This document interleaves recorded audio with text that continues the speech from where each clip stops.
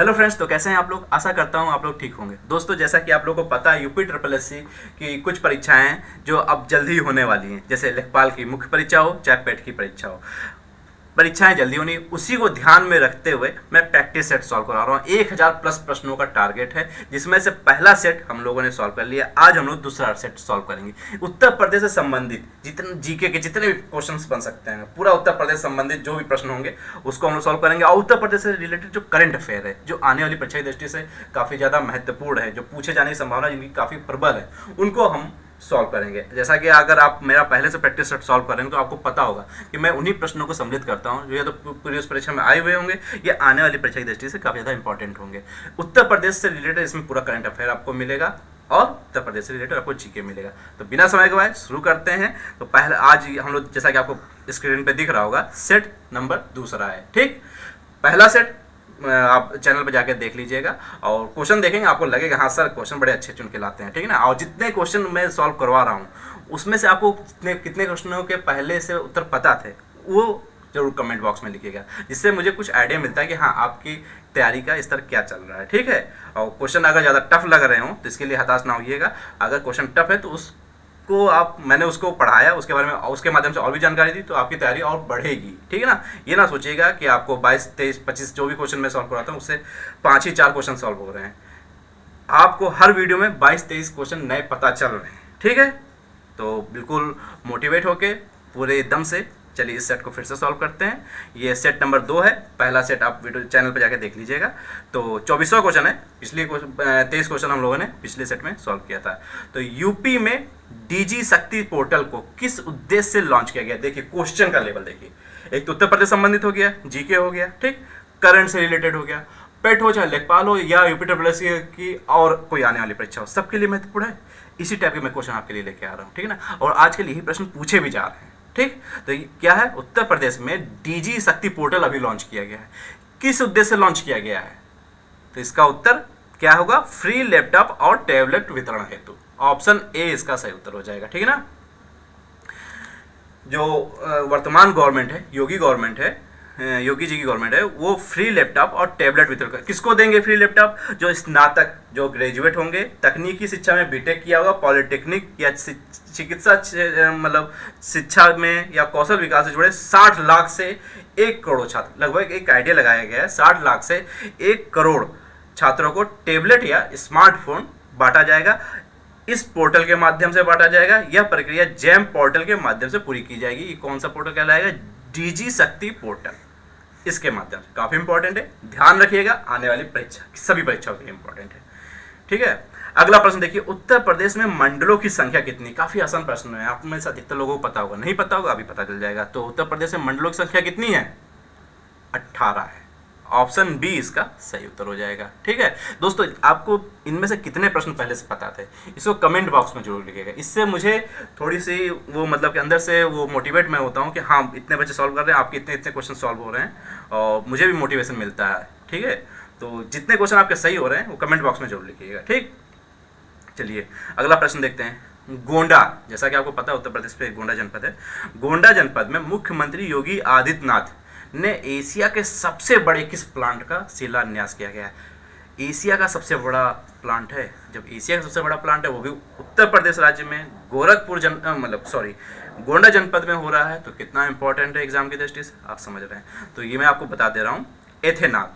Option A इसका सही उत्तर हो जाएगा। एथेनॉल का सबसे बड़ा प्लांट, एशिया का सबसे बड़ा प्लांट शिलान्यास किया गया है और वो बनना शुरू हो चुका है। ठीक है, इसमें टोटल कुछ इंपॉर्टेंट फैक्ट भी इस क्वेश्चन से रिलेटेड आपको बता दे रहा हूँ जो आपको ध्यान रखना चाहिए। 450 करोड़ रुपए इस कार्य के लिए खर्च किए जाएंगे बनाने में। ठीक है ना, 450 करोड़ रुपए लगेंगे। कितनी जमीन लग रही है, देखिए ये सब भी पूछे जा सकते हैं कि कितने एकड़ जमीन रखी गई है, तो ध्यान रखिएगा 65.61 एकड़ जो जमीन है इसके लिए आवंटित की गई। ठीक है ना। इसकी क्षमता क्या होगी, कितना एथेनॉल ये बनाएगा ये प्लांट जो है, तो इसका जो एथेनॉल है 350 KLD ये क्षमता है, प्रतिदिन इतना बनाया करेगा ये प्लांट। ठीक ना, एथेनॉल का उत्पादन होगा, बनाया जाया करेगा। ठीक, तो इस प्रश्न से आपको इतनी जानकारी मिलती है। चलिए चलते हैं अगले प्रश्न। प्रदेश में जिलों की संख्या के आधार पर सबसे बड़ा मंडल कौन सा है? बड़ा महत्वपूर्ण प्रश्न है, कई परीक्षाओं में पूछा गया है, कई परीक्षाओं में पूछा गया है। तो बताइए आप, इसमें कौन सा उत्तर सही होगा? लखनऊ, कानपुर, मेरठ और उपरोक्त तीनों। तो आपको मैं बता दूं, प्रदेश में जिलों की संख्या के आधार पर कितने जिले हैं किस मंडल में, ठीक ना, 18 मंडल हैं, अभी पिछले प्रश्न में आपको पता चल गया। तो कितने जिले हैं, इस संख्या के आधार पर सबसे बड़ा मंडल कौन सा है? लखनऊ है, कानपुर भी है, मेरठ भी है। क्यों है? लखनऊ में भी 6 जिले हैं, कानपुर में भी 6 जिले हैं, मेरठ में भी 6 जिले हैं। तो इसका उत्तर सही कौन सा हो जाएगा? डी हो जाएगा, ठीक है ना, डी, उपरोक्त तीनों। लखनऊ में भी 6 जिले हैं, कानपुर में भी 6 जिले हैं, मेरठ में भी 6 जिले हैं। वैसे उत्तर प्रदेश से संबंधित जो मैंने वीडियो बनाई थी, उत्तर प्रदेश के बारे में पूरा डिटेल में बताया, 2 वीडियो मैंने दी थी, वो चैनल पर जाके आप देख लीजिएगा। तो उत्तर प्रदेश के संबंध में सारी जानकारी, जिले, मंडल, टंडल, जितनी भी चीज़ें होती हैं, सबको बारीकी से मैंने समझा दिया कि कौन सा सबसे छोटा मंडल है, कितना बड़ा क्षेत्रफल है, क्या है, वो है, सब कुछ मैंने बताया, ठीक है ना। वीडियो देख लीजिएगा, आपके लिए लाभदायक हो। आने वाली परीक्षा लेखपाल या पेट जो भी परीक्षा आप देने वाले हैं उसके लिए काफ़ी ज़्यादा लाभदायक हो, देख लीजिएगा। तो इसका उत्तर कौन सा सही हो गया? उपरोक्त तीनों, लखनऊ, कानपुर, मेरठ, तीनों में 6 जिले हैं, ठीक। क्षेत्रफल जैसे ये तीनों मंडल जो हैं, क्षेत्रफल कह रहे हैं, जिलों की संख्या के आधार पर, सॉरी, जिलों की संख्या के आधार पर सबसे बड़े तीनों ये मंडल हैं, ठीक। चलिए अगला प्रश्न देखते हैं हम लोग। अगला प्रश्न है, नार्स सर्वे की रिपोर्ट के अनुसार उत्तर प्रदेश में कितने जिले खुले में शौच से मुक्त नहीं हैं? प्रश्न देखिए, थोड़ा इंटरेस्टिंग भी है और थोड़ा समझने वाली बात है। नार्स सर्वे होता है, पहले बात तो नार्स ये है क्या चीज़, आप ये समझ लीजिए, नेशनल एन्यूअल रूरल सैनिटेशन। क्या है? National annual rural sanitation, full form भी आ सकती है, इसको आप ध्यान रखिएगा, ठीक है ना। नार्स की फुल फॉर्म है। ये जो सर्वे हुआ, इसके हिसाब से उत्तर प्रदेश में कितने ऐसे जिले हैं जहां खुले में शौच से मुक्त अभी तक नहीं हो पाए हैं। जैसा कि दावा किया जाता है कि सभी जिले खुले में शौच से मुक्त होने का दावा करती है गवर्नमेंट, तो ऐसा नहीं है। वास्तविकता में बहुत सारे ऐसे ज़िले हैं जहाँ पे अभी खुले में शौच कर रहे हैं, ठीक है ना, ज़मीनी स्तर पे है। तो हो सकता है शून्य भी हो। तो ऑप्शन क्या है? शून्य है, 47 है, 50 है, 10 है, 75 जिले हैं। 75 में से कितने ऐसे जिले हैं आपको देखना है। तो इसका सही उत्तर दोस्तों मैं बता दूँ, शून्य नहीं है, 50 भी नहीं है, 10 भी नहीं है, 47 है। 47 जनपद ऐसे हैं जहाँ खुले में शौच होता है, खुले में शौच से मुक्त नहीं हुए। नार्स रिपोर्ट के तहत इंपॉर्टेंट क्वेश्चन है, परीक्षा की दृष्टि से काफ़ी इंपॉर्टेंट है, ध्यान रखिएगा। सबसे खराब स्थिति दोस्तों जानने कौन सी है, किसमें है? चित्रकूट में है। चित्रकूट जनपद जो पड़ता है और एटा, ये 2 जो जनपद हैं, जिले हैं, यहाँ ज़्यादा खराब स्थिति है, ठीक है ना। सबसे ज़्यादा खुले में शौच इन 2 जनपदों में होता है, ठीक है ना। और ये 47 जिलों को छोड़ के जो 23 और जिले हैं, उनमें 95% तक ही लोगों को शौचालय उपलब्ध है। 5% लोग यहाँ पे भी खुले में शौच जाते हैं। ये 23 जिले, ये 47 को हटाने के बाद 23 जिलों की बात बता रहा हूँ मैं, ये आप ध्यान रखिएगा, ठीक है ना। इस रिपोर्ट के तहत, नार्स रिपोर्ट के तहत 47 जिले जो ऐसे हैं जहाँ खुले में शौच करते हैं, और इसके अलावा जो 23 जिले हैं जहाँ 5% लोग के पास शौचालय नहीं है, वो भी खुले में शौच जाते हैं, ठीक है ना। चलिए अभी तक ध्यान रखिए। चलिए अगला प्रश्न बड़ा इंटरेस्टिंग, एक क्वेश्चन से कई चीज़ें आपकी तैयार हो जाएंगी, ठीक है। उत्तर प्रदेश से उत्तराखंड को विभाजित कर नया राज्य कब बनाया गया था? बड़ा इंटरेस्टिंग क्वेश्चन है, कई परीक्षा में पूछा गया है, अपने स्टेट नहीं, सेंट्रल गवर्नमेंट के SSC परीक्षा में भी पूछा जाता है, पूछा गया है ना। चलिए अगर उत्तर पता होगा तो अच्छी बात, नहीं पता होगा तो अभी पता चल जाएगा। तो उत्तर प्रदेश से उत्तराखंड, पहले आप जानते हो उत्तर प्रदेश और उत्तराखंड एक ही मतलब एक ही राज्य थे, ठीक ना। उत्तराखंड को सन 2000 में अलग करके एक राज्य बना दिया गया था, अलग राज्य बना दिया गया था, ठीक। तो कब अलग किया गया था, डेट मंथ भी पता होना चाहिए। तो आपको बता दें, 9 नवंबर सन 2000 को उत्तर प्रदेश से उत्तराखंड को अलग करके एक नया राज्य बनाया गया था, ठीक। 13 जिले हैं, 13 जिलों को अलग करके एक नया राज्य बनाया गया था, उत्तराखंड बनाया गया था, ठीक। इसके अलावा जो और दो डेट देख रहे हैं ना, 1 नवंबर सन 2000, 15 नवंबर 2000, ये भी इम्पोर्टेंट है। क्यों? क्योंकि 1 नवंबर 2000 जस्ट इससे 8 दिन पहले छत्तीसगढ़ भी एक नया राज्य बना था। मध्य प्रदेश से अलग करके एक छत्तीसगढ़ एक नया राज्य बनाया गया था। 15 नवंबर को बिहार से अलग कर झारखंड को एक नया राज्य बनाया गया था। ये तीनों डेट लगातार हैं, इम्पॉर्टेंट है, ध्यान रखिएगा। 3 राज्य निर्माण आपको पता चल गए। 9 नवंबर 2000 को उत्तर प्रदेश से अलग करके उत्तराखंड बनाया गया। 1 नवंबर सन 2000 को छत्तीसगढ़ को अलग करके राज्य बनाया गया था। किससे? मध्य प्रदेश से अलग करके बनाया गया था। और 15 नवंबर सन 2000 को झारखंड को अलग करके एक राज्य बनाया गया था। किससे अलग किया गया था? बिहार से अलग करके एक राज्य बनाया गया था। इस प्रश्न से आपको इतनी जानकारी मिलती है। देखा, ऐसे प्रश्न होने चाहिए जो आपकी तैयारी को 4 चांद लगा दें। और कितने क्वेश्चन सही हो रहे हैं वो तो कमेंट बॉक्स में आपको लिखना है। और भी दोस्तों, जो ग्रामीण प्रवेश जो लेखपाल की परीक्षा जो होने वाली है, तो उसके लिए ग्रामीण प्रवेश की मैंने पूरी वीडियो बनाई है, अलग अलग चैप्टर के जो इंपॉर्टेंट फैक्ट्स हैं उसको मैंने आपको तैयार किया। जितने योजनाएं सब मैंने आपको बता दिया है। खेत का नाप जो खोला वो सभी वीडियो बना हुआ है। चैनल पर जाके देख लीजिएगा और चैनल को जरूर सब्सक्राइब कीजिएगा। वीडियो बनाने में बड़ी मेहनत लगती है, आपको जैसा पता होगा। और जिनको नहीं पता मैं बता दूं, मैं गवर्नमेंट एम्प्लॉय हूँ, सुबह शाम तक ड्यूटी करता हूँ, समय मिलता है तो उसके बाद मैं वीडियो बनाता हूँ। इसलिए थोड़ा सा 1-2 दिन वीडियो थोड़ी लेट होती है, इसके लिए मैं सॉरी बोलता हूँ। प्रयास करता हूँ जल्द से जल्द वीडियो बनाने की। लेकिन आप देख रहे हैं बाल भी मैं उड़वाए बैठा हूँ। हमारे नाना जी का देहांत हो गया था, इसलिए थोड़ा सा उसमें हो गया, तो थोड़ा लेट हो गया वीडियो आने में। तो चैनल को जरूर सब्सक्राइब कर लीजिएगा। चैनल सब्सक्राइब करते हैं मुझे भी अंदर से मोटिवेशन मिलता है और कोशिश करता हूँ कि आपकी तैयारी में अपना कुछ योगदान दे सकूँ और आप सिलेक्शन ले सकें। मेरा प्रयास ये रहता है, जो मेहनत करने वाले बच्चे हैं उनको सिलेक्शन मिले। ठीक, हाल ही में पृथ्वीराज चौहान, अभी मूवी भी आई थी अक्षय कुमार की, उसी से रिलेटेड एक समझ लेते हैं। हाल ही में पृथ्वीराज चौहान शासनकाल के दुर्लभ 16 सिक्के कहाँ पाए गए हैं? काफ़ी इंटरेस्टिंग क्वेश्चन है और बड़ा अच्छा प्रश्न है। पृथ्वीराज चौहान जो दिल्ली के शासक थे, कहा जाता है कि अंतिम हिंदू शासक थे। ठीक, पृथ्वीराज चौहान शासनकाल के कुछ दुर्लभ सिक्के मिले हैं, 16 सिक्के मिले हैं। और कहाँ मिले हैं? अपने उत्तर प्रदेश राज्य में मिले हैं। किस जनपद में मिले हैं? बागपत में मिले हैं। इंपॉर्टेंट है, करंट से रिलेटेड है, ध्यान रखिएगा। ऑप्शन डी इसका सही उत्तर हो जाएगा। बागपत में, अगर पहले से आपको पता है तो अच्छी बात है, नहीं पता है तो पता चल गया। तो बागपत में मिले हैं 16 सिक्के मिले हैं। ये सिक्के जो हैं ये बिलन धातु से बने हैं। ठीक है ना, ये भी थोड़ा ध्यान रखिएगा। जैसे अगर एग्जामिनर टफ करता है परीक्षा को तो ये चीज़ें पूछता है। आपको पता तो चल गया 16 सिक्के हैं। अभी किस प्रकार के सिक्के मिले? तो बिलन धातु से बने बिलन धातु जानते क्या होता है?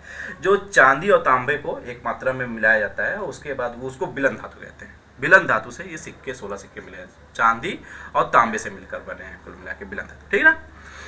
किसने इन सिक्कों को खोजा है? ये इंपॉर्टेंट है। एक इतिहासकार हैं डॉक्टर अमित राय जैन। क्या नाम है? डॉक्टर अमित राय जैन। ठीक, इन्होंने इन सिक्कों को खोजा है। ठीक है ना, बागपत में मिले हैं, इतना आप ध्यान रखिएगा। ठीक, चलिए अगले प्रश्न पे चलते हैं। प्रदेश का राजकीय खेल कौन सा है? बड़ा ही अच्छा प्यारा सा प्रश्न है, आसान भी है और जिनको नहीं पता उनके लिए कठिन भी है। ठीक है, तो बताइए अपने प्रदेश, मतलब प्रदेश का अर्थ आप समझिएगा। उत्तर प्रदेश संबंधित मैं पढ़ाऊँ तो उत्तर प्रदेश की बात हो रही है।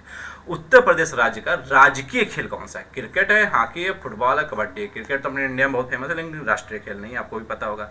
उत्तर प्रदेश में क्रिकेट बहुत फेमस है लेकिन राष्ट्रीय खेल मतलब राजकीय खेल नहीं है। तो क्या है? हॉकी है। ऑप्शन बी इसका सही हो जाएगा। जैसा कि आपको पता है कि राष्ट्रीय खेल भी हॉकी है अपने भारत देश का। बगल का पड़ोसी देश है पाकिस्तान, उसका भी राष्ट्रीय खेल हॉकी है, आपको पता होगा। और अपने प्रदेश उत्तर प्रदेश का भी राजकीय खेल हॉकी है। ठीक, चलिए इतना आप ध्यान रखिएगा। अगला प्रश्न देखते हैं। नीति आयोग द्वारा, आप ध्यान दीजिएगा, नीति आयोग जानते हैं ना, नीति आयोग द्वारा पॉवर्टी इंडेक्स 2021 के अनुसार गरीब राज्यों की सूची में प्रथम स्थान पर कौन सा राज्य रहा है? ठीक है, बड़ा इंटरेस्टिंग प्रश्न है, आप में से अधिकतर लोगों को पता होगा। ठीक है, और नहीं पता होगा तो अभी पता चल जाएगा। ठीक है ना। तो पहली बात तो गरीब राज्यों की सूची में प्रथम स्थान पे कौन रहा है? बिहार, झारखंड, उत्तर प्रदेश, केरल।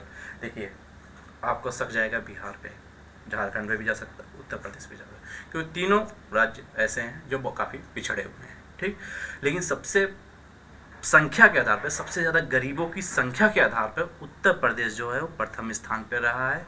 बड़ी दुख की बात है, यहाँ पे गरीबों की संख्या काफ़ी ज़्यादा है। ठीक है, उत्तर प्रदेश। अगर परसेंटेज में देखेंगे तो आपका बिहार निकल जाएगा सबसे ज़्यादा, क्योंकि यहाँ पे जान रहे हैं 51, बिहार में 51%, लगभग 51% गरीबी है। ठीक, उत्तर प्रदेश में कितनी गरीबी है? उत्तर प्रदेश में 37.79% गरीबी है। बट उत्तर प्रदेश की जनसंख्या काफ़ी ज़्यादा है, आप जान रहे हैं बिहार की भी जनसंख्या काफ़ी ज़्यादा है, लेकिन उत्तर प्रदेश की कहीं ज़्यादा है, जनसंख्या के मामले में भारत में नंबर 1 है। इसीलिए यहाँ संख्या के आधार पे, गरीबों की संख्या के आधार पर उत्तर प्रदेश जो है प्रथम स्थान पर रहा है, गरीब राज्यों की सूची में नंबर 1 रहा है। नंबर 1 पे उत्तर प्रदेश रहा है, सबसे लास्ट पे कौन रहा है, मतलब कि सबसे कम गरीबी कहाँ पे है, किस राज्य में है, तो केरला में है। केरला में सबसे कम गरीबी है, ठीक है ना। यहाँ कितने प्रतिशत गरीबी है, 0.71%, ये केरला में गरीबी है, ठीक है ना। तो नंबर 1 पे मतलब सबसे ज़्यादा गरीब राज्य हो गया उत्तर प्रदेश और सबसे कम गरीब हो गया केरला, ठीक है ना। तो केरला नंबर 1 पे हो गया। नंबर 2 पे आपका गोवा हो गया, ठीक है ना। गोवा थोड़ा सा आप ध्यान रखिए, कभी का सीक्वेंस लगाने के लिए जब एग्जामिनर पेपर टफ करता है ना तो बड़ा उल्टे सीधे क्वेश्चन पूछता है, पहला नहीं पूछेगा, उतना सबसे लास्ट पूछेगा दूसरा तीसरा नंबर। तो दूसरे नंबर पर आप ध्यान रखिएगा गोवा है, ठीक है ना। गोवा में कितना प्रतिशत है गरीबी, ये नहीं पूछेगा, हो सकता है मैक्सिमम चांस है ये नहीं पूछेगा, लेकिन ये दूसरा तीसरा नंबर तो पूछ सकता है ना। तो आप ध्यान रखिए गोवा है, 3.76% है यहाँ गरीबी, ठीक है ना। नॉलेज के लिए आप जान लीजिए। उसके बाद आता है सिक्किम, ठीक है ना। सिक्किम, राइटिंग बहुत गंदी है, आप लोग लग रही होगी, क्या करें, राइटिंग बहुत गंदी है, आप समझ जाइएगा, नहीं समझिएगा मैं बोल भी रहा हूँ जो लिख रहा हूँ तो आप समझ ही रहे होंगे। सिक्किम है 3.82%, ये जो है तीसरे नंबर पे है, ठीक है ना। नंबर 1 पे मतलब केरल हो गया सबसे कम गरीबी के मामले में, फिर नंबर 2 पे गोवा, नंबर 3 पे सिक्किम, और सबसे ज़्यादा गरीबी कहाँ है, उत्तर प्रदेश में है, ठीक। ये आप ध्यान रखिएगा। चलिए, इस प्रश्न से आपको इतनी जानकारी मिली। उत्तर प्रदेश का राजकीय वृक्ष कौन सा है, बड़ा ही प्यारा प्रश्न, और मैं कई बार बता चुका हूँ, आप मेरी पूरी वीडियो देख रहे होंगे तो मैं ये क्वेश्चन कई बार आया भी है परीक्षा में दरअसल, ठीक है ना, और है बड़ा आसान प्रश्न। चलिए, राजकीय वृक्ष कौन सा है बताइए। अशोक है, बरगद है, पीपल है, नीम है। आपको डाउट जाएगा अशोक में, बरगद में, क्यों, क्योंकि इसमें से एक जो वृक्ष है वो राष्ट्रीय वृक्ष है अपने भारत देश का, और एक राजकीय वृक्ष है। कौन सा राजकीय वृक्ष है, अशोक, ऑप्शन ए ध्यान रखिएगा, अशोक जो है राजकीय वृक्ष है, ठीक। राष्ट्रीय वृक्ष कौन सा हो गया, बरगद, ऑप्शन बी हो जाता है भारत का अगर पूछा गया होता है, ठीक। ये दोनों चीज़ें आप ध्यान रखिएगा, और आप पढ़ रहे हैं, आप एक स्टूडेंट हैं, आपको ये चीज़ें पता भी नहीं चाहिए। चलिए, प्रदेश के किस जनपद को महानगर का दर्जा भी दिया गया, अभी जल्द ही में दर्जा दिया गया है महानगर दर्जा, और बड़ा इंटरेस्टिंग इससे रिलेटेड एक बात भी है, मैं आपको बताऊंगा, आपको मजा आएगा जान के, ठीक है ना। क्योंकि वो महानगर का दर्जा प्राप्त करने योग्य नहीं था। महानगर का दर्जा किसको दिया जाता है, मेट्रोपॉलिटन सिटी का दर्जा किसको दिया जाता है, आपको बता दूं, 10 लाख जहाँ की जनसंख्या होती है, ठीक है ना। कितना हो गया, कहीं दाएँ, सैकड़ा, हज़ार, 10,000, लाख, 10 लाख, 10 लाख जहाँ की पॉपुलेशन होती है उसको मेट्रोपॉलिटन सिटी का दर्जा दिया जाता है, ठीक। उस जनपद का 7 लाख था, फिर भी उसको महानगर दर्जा दिया गया। इसके लिए कुछ थोड़ा सा टिकड़म बिड़ाया गया, कारण भी था उसको दिलाने का। चलिए, ऑप्शन गोरखपुर, मिर्जापुर, देवरिया, बलिया, आपको समझ में आ रहा होगा, गोरखपुर को बाबा जी दिलवाए होंगे महानगर का दर्जा। योगी आदित्यनाथ जी जो हमारे प्रदेश के मुख्यमंत्री जी हैं, उन्होंने गोरखपुर को महानगर का दर्जा दिलवाया, इसका भी एक कारण है दिलवाने का, ठीक है ना। तो सबसे बड़ा कारण है, जैसे आपको पता है तो 10 लाख की जनसंख्या होनी चाहिए मिनिमम, ठीक ना, लेकिन 7 लाख की आबादी है। इसके लिए उन्होंने पहली बात तो क्या किया, उन्होंने किया कि इसके लिए 8 विकासखंड नए जोड़े हैं। कितने, 8 विकासखंड नए जोड़े हैं, विकासखंड, ठीक है ना। इससे वहाँ की पॉपुलेशन कितनी होगी, 25 लाख होगी, 25 लाख होगी, ठीक ना। जिससे अब तो दर्जा दिया जाता है। दर्जा देने का कारण ये था कि मेट्रो प्रोजेक्ट वहाँ पे लॉन्च करना था गोरखपुर में, ठीक है। जो अब मेट्रो प्रोजेक्ट जो है वो कहते हैं मेट्रोपॉलिटन सिटी में ही लॉन्च किया जाता है, ठीक है ना। करने के लिए किया जा सकता था, लेकिन इसका कारण ये था कि मेट्रोपॉलिटन सिटी को सेंट्रल गवर्नमेंट से अंशदान मिलता है, किसके लिए, मेट्रो प्रोजेक्ट के लिए, ठीक। तो उसके लिए यहाँ पे 8 विकासखंड जोड़ के 25 लाख जनसंख्या बना के इसको महानगर का गोरखपुर को दर्जा दिया गया, जिससे वहाँ पर मेट्रो बनाने का रास्ता और मेट्रो बनाने के लिए सेंट्रल गवर्नमेंट से अंशदान पाने का रास्ता साफ हो गया, ठीक है। तो इसका उत्तर ध्यान रखिएगा, गोरखपुर है, अभी जल्द में इसको महानगर का दर्जा दिया गया, मेट्रोपॉलिटन सिटी का दर्जा दिया गया। इंटरेस्टिंग फैक्ट्स थे वो मैंने आपको बता दिए। चलिए, 35वां प्रश्न देखिए, उत्तर प्रदेश की द्वितीय राजकीय भाषा कौन सी। पहली बात तो आप ध्यान रखिएगा दोस्तों, मेरा राय है ना, ध्यान रखिएगा। कभी कभार ऐसा होता है ना कि आप एग्जाम में जब बैठे होते हैं और पेपर सॉल्व कर रहे होते हैं तो बहुत सारे ऐसे क्वेश्चन होते हैं ना, आप देखते पढ़ते रहे इसका उत्तर मुझे पता ही है, अब फटाफट पढ़ा उत्तर टिक करके निकल गया आगे, ये वही मामला गड़बड़ा जाता है। और स्पीड उतना ही पकड़िए ना जितने में आप प्रश्न समझ सकें क्या पूछना चाह रहा है। कभी कभार प्रश्न बहुत आसान होता है लेकिन पूछना कुछ और चाह रहा होता है, आप समझ के कुछ और उत्तर टिक करके चले जाते हैं, और एग्जामिनर को पता होता है कि आप ये चीज़ समझ सकते हैं, वो ऑप्शन में भी दे देता है, आप टिक करके चले गए थे। बहुत होता है, सबके साथ होता है, मेरे साथ भी हुआ था परीक्षा में, ठीक है ना। इसके लिए आप उतनी तेजी से प्रश्न को पढ़िएगा जितनी स्पीड में आप समझ सकें, ठीक है ना। स्पीड बनाना जरूरी है, स्पीड से ही आप सारे क्वेश्चन को अटेम्प्ट करेंगे, लेकिन उतना ही स्पीड पकड़िए ना कि आपके प्रश्न के उत्तर भी सही हो, ठीक है। तो इसमें क्या होगा, उत्तर प्रदेश की द्वितीय राजकीय भाषा पूछा, द्वितीय, जैसे आप समझे उत्तर प्रदेश की राजकीय भाषा कौन सी, सबको पता है भैया हिंदी, ऑप्शन ए इसका सही, बट नहीं, द्वितीय राजकीय भाषा उर्दू है, ऑप्शन बी इसका सही उत्तर हो जाएगा। हिंदी अपनी राजकीय भाषा है, प्रथम राजकीय भाषा है, द्वितीय राजकीय भाषा कौन सी है, उर्दू है, ऑप्शन बी इसका सही उत्तर हो जाएगा, ध्यान रखिएगा, ठीक है ना। चलिए अगले प्रश्न पे आते हैं हम लोग।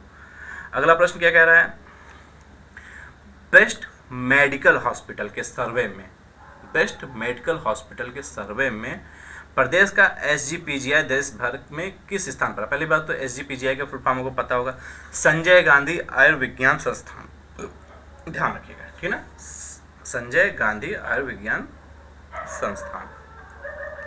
इसका पूरे देश भर में कौन सा स्थान रहा है, पहला, दूसरा, पांचवा, सातवां, तो इसका उत्तर कौन सा हो जाएगा, डी, सातवां स्थान रहा है SGPGI का, जो लखनऊ में स्थित है, ठीक, उसका, ठीक। नंबर 1 पे कौन रहा है, ये भी पूछ सकता है, नंबर 1 पे ही कौन रहा है, नंबर 1 पे रहा है दिल्ली का जो एम्स है ना, एम्स नंबर 1 पे रहा है, और नंबर 2 पे चंडीगढ़ का PGI रहा है, ठीक है ना, और उत्तर प्रदेश के में जो लखनऊ में जो स्थित है SGPGI वो 7th पोजीशन पे रहा है, ठीक, इतना आप ध्यान रखिएगा। चलिए 37वां प्रश्न देखते हैं। 37वां प्रश्न क्या कह रहा है, एशिया का सबसे बड़ा इंटरनेशनल एयरपोर्ट कहाँ बन रहा है। बहुत खुशी की बात है, पूरे एशिया का सबसे बड़ा एयरपोर्ट, इंटरनेशनल एयरपोर्ट अपने इंडिया में बन रहा है, खुशी की बात है, गर्व की बात है।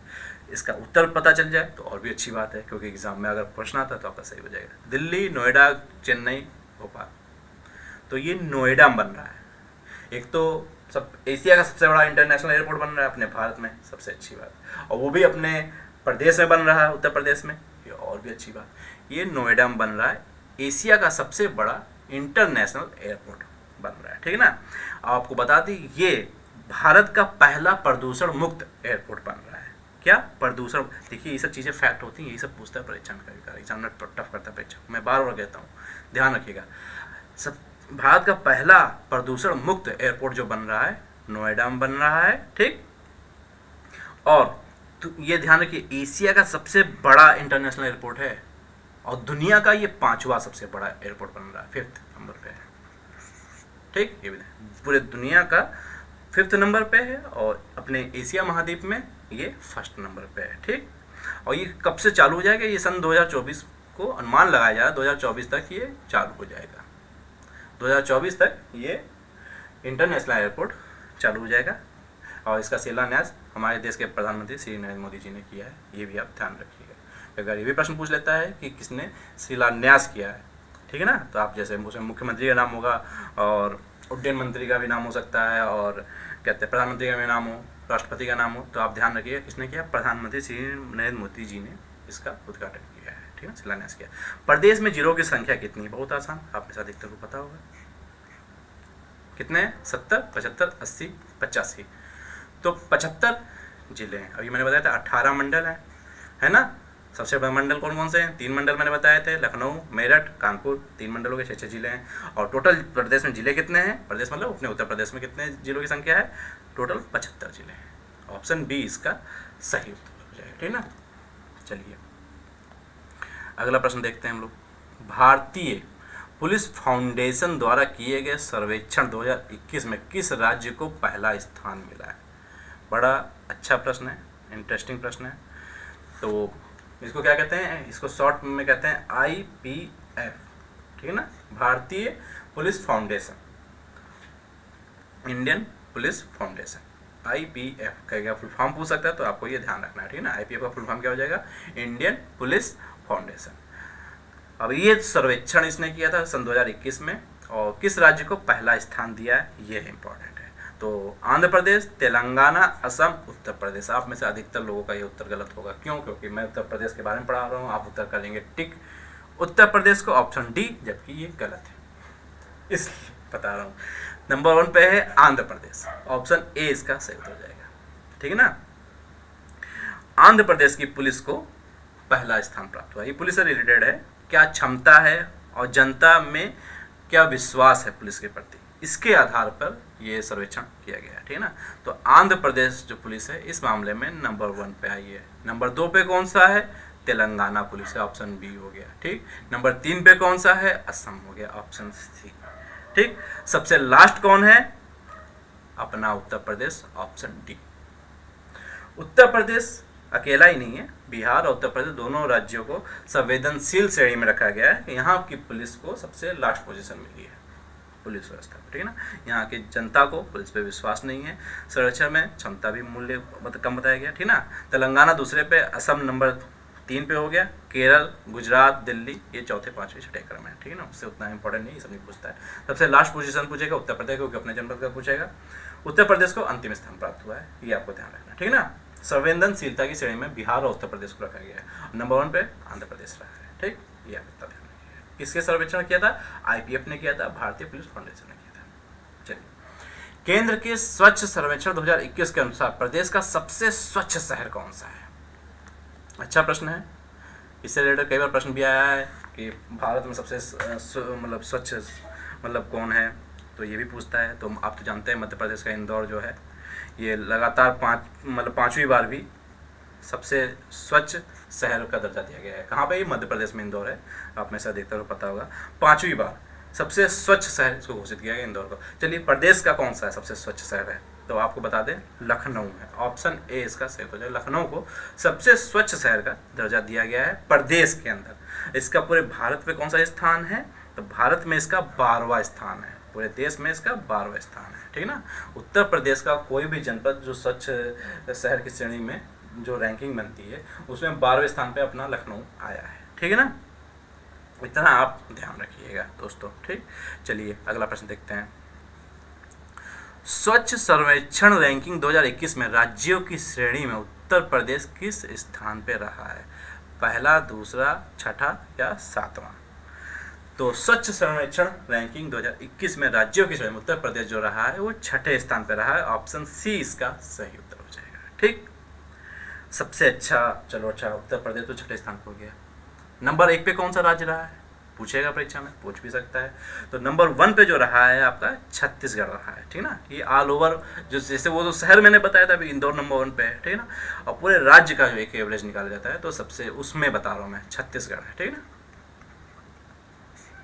नंबर 1 पे छत्तीसगढ़ राज्य है स्वच्छ सर्वेक्षण रैंकिंग में, और उत्तर प्रदेश किस स्थान पे, 6ठे स्थान पे है। ये टोटल जितने भी राज्य हैं, 28 राज्य हो गए और बाकी केंद्र शासित राज्य हो गए, इसमें इसकी रैंकिंग निकाली जाती है, ठीक। चलिए अगला प्रश्न देखिए। अगला प्रश्न क्या कह रहा है, प्रदेश के किस रेलवे स्टेशन का नाम बदलकर माँ बाराही देवी धाम कर दिया गया है। अभी नाम बदला गया है कि स्टेशन का, ठीक है ना। कौन सा स्टेशन है जिसका नाम बदल के माँ बाराही देवी धाम रखा गया है, तो Dadupura railway station, Barabanki railway station, Allahabad railway station या अकबरपुर रेलवे स्टेशन। तो इसका उत्तर कौन सा सही हो जाएगा, Dadupur railway station, option A इसका सही उत्तर हो जाएगा, ठीक है ना। ये पड़ता कहाँ पे, प्रतापगढ़ से और बादशाहपुर पे के बीच में ये छोटा सा स्टेशन पड़ता है, दादूपुर रेलवे स्टेशन। इस रेलवे स्टेशन से 6 किलोमीटर की दूरी पर माँ बाराही देवी का मंदिर है, जिस माता के नाम पे इस रेलवे स्टेशन का नाम माँ बाराही देवी धाम कर दिया गया है, ठीक। चलिए इस प्रश्न से आपको इतनी जानकारी मिल गई। चलिए चलते हैं 43वें प्रश्न पे।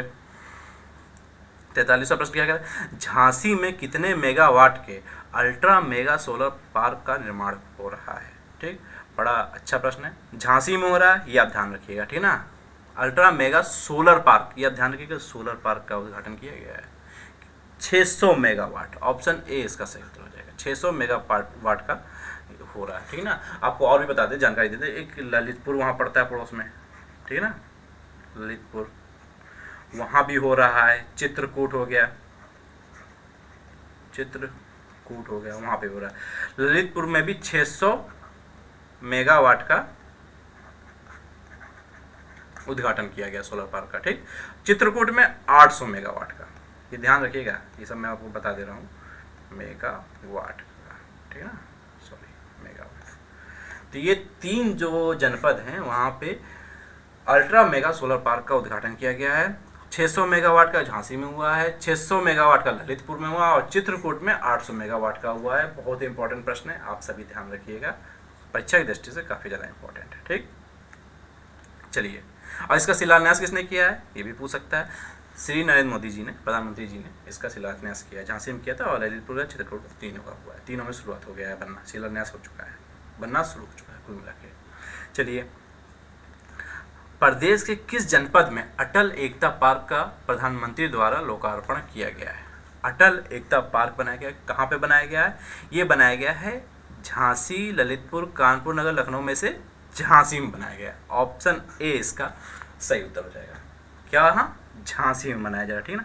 और इसका थोड़ा सा कुछ फैक्ट्स भी इससे रिलेटेड सुन लीजिए कि ये 40,000 वर्ग मीटर एरिया में ये बनाया गया, ठीक है ना। इसका लोकार्पण किया है प्रधानमंत्री जी ने। और ऐसा बताया जा रहा है कि यहाँ पे एक पुस्तकालय का भी निर्माण किया जाएगा। क्या, पुस्तकालय का निर्माण भी किया जाएगा। ये सब फैक्ट्स ये सब पूछे जा सकते हैं दोस्त, इसलिए मैं बता रहा हूँ, ऐसा ना समझिएगा कि बेकार के फैक्ट्स हैं, ये भी पूछे जा सकते हैं। क्योंकि इसमें एक और चीज़ जोड़, यहाँ पे एक जो भारत रत्न प्राप्त अपने जो पूर्व प्रधानमंत्री जो हैं श्री अटल बिहारी वाजपेयी जी, उनकी भी स्मारक बनाई जा रही है, ठीक है ना। स्मारक बनाई जाएगी, किनकी बनाई जाएगी, श्री अटल बिहारी वाजपेयी जी की स्मारक बनाई जाएगी। और ये स्मारक कौन बना रहा है, जिन्होंने स्टेच्यू ऑफ यूनिटी बनाई थी, ठीक है ना। सबसे प्रसिद्ध हुए हैं मूर्तिकार राम सुतार। कौन बना रहे हैं, राम सुतार, उन्होंने ही बनाई थी स्टेच्यू ऑफ यूनिटी, ठीक है ना, गुजरात में बनाया गया था। यही इस अटल स्मारक पार्क, अटल एकता पार्क में श्री अटल बिहारी वाजपेयी जी की भी स्मारक ये बनाएंगे, ठीक। इस प्रश्न से आपको इतनी जानकारी मिलती है। तो 44 प्रश्न आपके टोटल हो चुके हैं, 1000 प्लस प्रश्न करने हैं। वीडियो में कोशिश करूंगा रेगुलर डालने की, इधर थोड़ा सा मैं डिले कर गया और किसी कारणों से किया होगा, ये आप समझ सकते होंगे। और इनमें से कितने प्रश्न आपके सही हुए हैं ये कमेंट बॉक्स में लिखिएगा। अगर आपके अंदर कोई प्रश्न है तो कमेंट बॉक्स में लिखिएगा, अतुल सर आपके हाजिर रहेंगे, रिप्लाई करेंगे। अगर लिख के उत्तर नहीं दिया जा सकता होगा तो अगली वीडियो में बता के उत्तर देंगे। चैनल को जरूर दोस्त सब्सक्राइब कर लेना, चैनल सब्सक्राइब करिए, नया चैनल है, ज़्यादा सब्सक्राइबर नहीं है। आप सब्सक्राइब करते हैं तो मेरा आत्मबल बढ़ता है और मुझे ज़्यादा से ज़्यादा मेहनत करके आपके लिए अच्छा सा अच्छा कुछ कंटेंट तैयार करने का अंदर से आत्मबल मिलता है, जिससे आपके तैयारी में, आपके सिलेक्शन में, आपके नौकरी पाने में कुछ मैं अपना भी योगदान दे सकूं, ठीक है। तो चैनल को दोस्त ज़रूर सब्सक्राइब कीजिएगा, वीडियो बनाने में थोड़ी बहुत मेहनत पड़ती है। और वीडियो देखने के लिए धन्यवाद।